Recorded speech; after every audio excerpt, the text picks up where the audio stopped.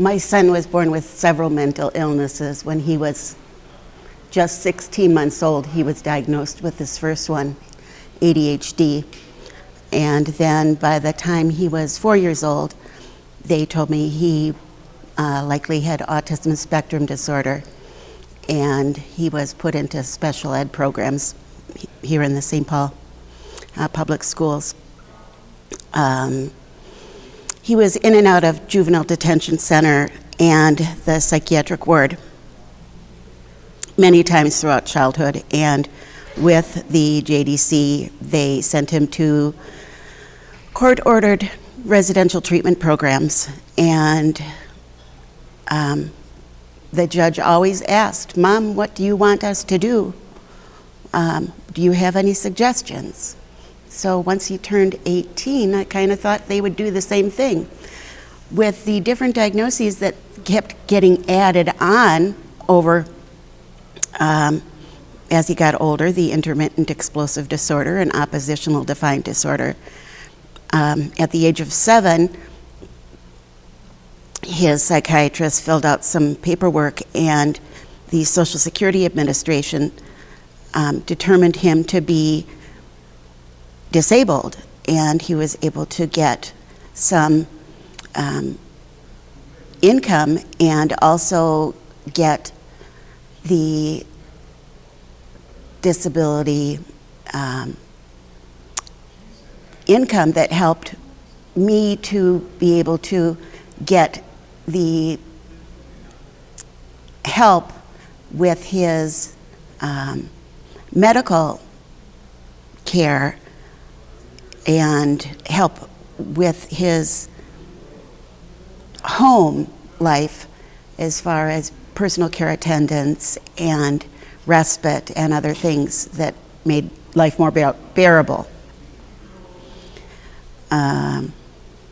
When he turned 18 and he got in trouble, things changed. The court system did not seem to care at all that he had a disability label, and when he was thrown into jail and sentenced to prison for his first felony, which was a level 1 sex offense, he was sentenced to 10 months in the workhouse.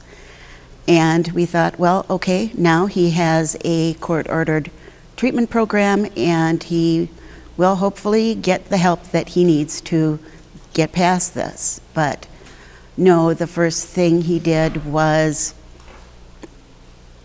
break parole on a technical violation, which was having phone with internet on it that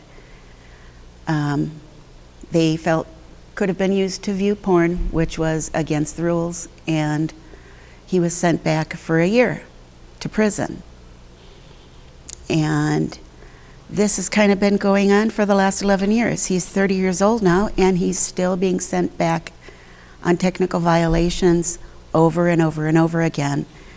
Every time he gets out, we have to wait about 8 weeks to see a psychiatrist so that he can get on medications to try to control his impulsive behaviors so that he doesn't get that phone. And trying to control him to get those behaviors under control is impossible. We've tried working with the PO and having meetings with the people at the group home and the halfway house to give them some sort of accommodation for his disability, explaining that these are things that he can't control, that he has been considered disabled, and as an adult with a disability, he is considered a vulnerable adult, and they just don't seem to care. They said he is under intensive supervised release, which means that he is signing away his ability to have any kind of special considerations in order to be released from prison and be given this opportunity to have any freedom at all. So it's really frustrating to know that he is on this revolving door that they call a probation, when it's really nothing more than a PO's option to send him back over and over again and clear his desk of one more file folder for another year. It's heartbreaking to know that my son has missed dozens of family functions as in the way of weddings and funerals and birthdays and so many other things that he will never get back. He will never be able to say goodbye to his grandmother again. He will never be able to say goodbye to his uncles that